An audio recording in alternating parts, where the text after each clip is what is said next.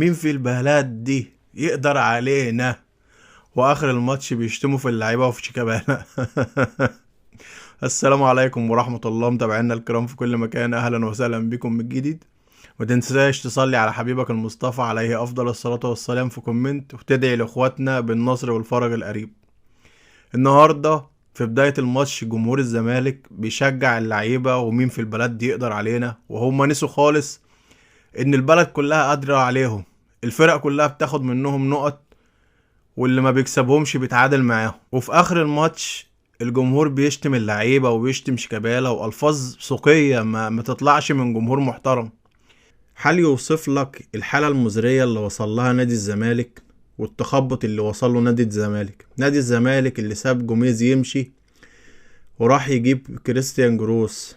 كريستيان جروس ملك التعادلات، اللي من وجهة نظري حظه السيء. وقعوا اول ماتشين ليه مع مديرين فنيين تقال قوي، كابتن عبد الحميد بسيوني وكابتن ايمن الرمادي. الاتنين اللي فاهمين الزمالك كويس قوي، وفاهمين اللعيبه كويس قوي، وفاهمين طريقه لعب الزمالك كويس قوي. في الوقت اللي كريستيان جروس جاي يدرب الزمالك وهو دماغه ان هو لسه في 2019 وبيدور على لعيبته القديمه. فين بن شرقي؟ فين نقاز؟ فين طارق حامد؟ فين زيزو بتاع زمان ابو 100 مليون؟ زيزو بتاع زمان مش ابو 100 مليون. النهارده جروس بيخرج حسام اشرف اللي جايب له جون عالمي، وبينزل شيكابالا وش السعد، اللي لو يثبت لك ان الراجل ده ما عندوش لعيبه. اللي انت كزملكاوي، وده اول فيديو ليا بخاطب فيه جمهور الزمالك،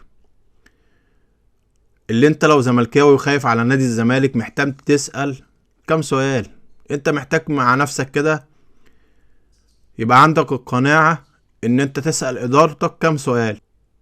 محتاج تسأل ازاي الزمالك يخسر 7 بونت في اول كام ماتش ليه من الدوري، عشان لما يجي الاهلي كلفتك في اخر الدوري وياخد منك الدوري ما ترجعش تقول تحكيم والاهلي نادي الدولة والكام هبدة المعروفة بتوعك دول. ادينا احنا بنوعيك من دلوقتي عشان ما تجيش اخر الدوري تقول هو الدوري راح ليه، ده الاهلي بيكسب بيه الحكام والكام هبدة المعروفة عشان ما نضيعش وقت. نادي الزمالك في اخر ماتشين ليه، ماتش سيراميكا وماتش طلائع الجيش، الفريق زي الزفت. دفاع مفيش، هجوم مفيش، خط وسط مفيش، والدنيا احلى عك. عواد انت فين يا عواد؟ عواد اللي الناس كانت بتقارنه بمصطفى شوبير. مصطفى شوبير بجلالة قدره اللي عامل 9 كلين شيت في افريقيا، مباريات افريقيا عامل فيها 9 كلين شيت، لعب 9 مباريات ما دخلش فيه ولا هدف. عواد النهارده بتتشرط عليه كوره، عندك الجون التاني خرج بدل ما يمسك الكوره رايح يحضن العارضه. زيزو انت فين يا زيزو؟ زيزو ابو 100 مليون فين يا جدعان؟ اللي انت محتاج كزملكاوي تسأل ماذا يقدم زيزو عشان يتقاضى 100 مليون في الوقت اللي نادي الزمالك بيعاني فيه من قلة الفلوس ومفيش لعيبة ومش عارفين نجيب لعيبة. في الوقت اللي جوميز سبك ومشي عشان ما بياخدش راتبه، الراجل سبك ومشي. اللي انت محتاج تسأل ازاي الراجل ده مشي، يعني محتاج تقف كده واقفة مع ادارتك وتسألهم انتوا ازاي سبتوا الراجل ده يمشي. الراجل اللي جايب لك بطولتين قارتين وجايب لك كونفدرالية وجايب لك سوبر افريقي وكسب الاهلي مرتين، واخد السوبر افريقي من الاهلي بالحالة اللي الزمالك فيها دي. الراجل اللي خلاص كانت اللعيبة عرفت تكاته وعرفت حركاته وهو خلاص صم النادي، بيعمل مطوشة عالمية. محتاج تسأل ازاي الراجل ده اتساب يمشي. عارف يتساب يمشي ليه؟ عشان نعرف ندفع 100 مليون لزيزو. زيزو اللي يدوني 100 مليون يا مش لاعب، كل ماتش يعمل لك اسيست عدل ولا يجيب جون.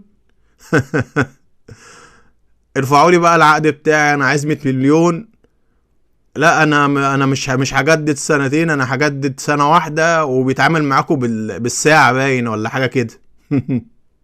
عارف جوميز مشي ليه؟ عشان نعمل متحف نحط فيه كاس الصداقة وكاس لوسيل وجزمة حازم امام وشال مش عارف مين. عارف جوميز مشي ليه؟ عشان نعمل احتفالات بالكونفدرالية اللي داخلين على سنة واخدينها، ونحتفل بكاس السوبر الافريقي ونكيد في الاهلي. نكيد في الاهلي وننكش في الاهلي. طب مش تدفع للراجل اولى؟ لا، نسيبه يمشي بطريقة مهينة لنادي الزمالك. نادي كبير زي نادي الزمالك كان في يوم من الايام منافس، وكان بيتقال اسمه قصاد النادي الاهلي في كل حتة، ورايح تجيب لي جروس اللي بيقبض بالدولار وانت عندك شح اصلا. طب ما انت عندك ناس محليين 10/10 وبيقبضوا بالجنيه المصري. فين مؤمن سليمان؟ فين خالد جلال؟ الناس دي ما تدربش الزمالك ليه؟ الناس اللي حافظة الزمالك وحافظة صم اللعيبة. لكن ادينا بنشوف اللي بيحصل. ايه ونش الفرشة اللي اتفرشتها دي النهاردة؟ وايه يا حسام عبد المجيد الاداء بتاع النهاردة؟ وانت فين يا فتوح؟ حد شاف فتوح؟ وايه دورك يا فتوح؟ وفين عمر جابر؟ والزمالك من سيء لأسوأ. ولو انت كزملكاوي ما فوقتش، لو ما عملتلكش وقفة كده بقولكش اشتم. انا والله ضد الشتيمة وضد الاساءة قلبا وقالبا، سواء بقى اهلي سواء زمالك. ما بقولكش اشتم، بس بقولك المفروض يبقى ليك وقفة عشان ناديك. تسأل هي الناس دي بتعمل ليه كده؟ احنا لما النادي الاهلي عك ماتش، اديك شفت احنا عملنا ايه، بس من غير اساءة. عشان كده لما الادارة المحترمة فاقت ان احنا فعلا عندنا مشكلة ولازم نفوق، شو اديك شفت الاهلي عمل ايه. الاهلي اخد شباب بلوزداد ورا مصنع الكراسي 6-1.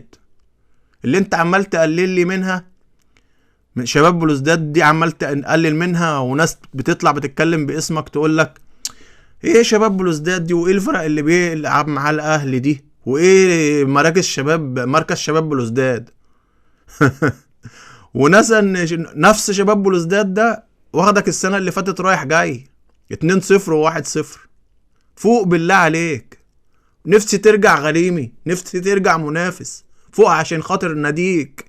وفي الاخر يقولك ما يلاقيش حجة، يقولك التحكيم السيء والاهلي والتحكيم والزمالك. يا عم اقعد يا عم بالله عليك، وديته النادي في داهية. اخواتي وحبايبي، ما تنساش لايكك الجميل وشارك الجميل، عشان خاطر دعمك هو اللي بيخلينا نستمر. وما تنساش زي ما قلت لك اهم حاجة تصلي على حبيبك المصطفى في كومنت. سلام عليكم واشوفكم في فيديو جديد.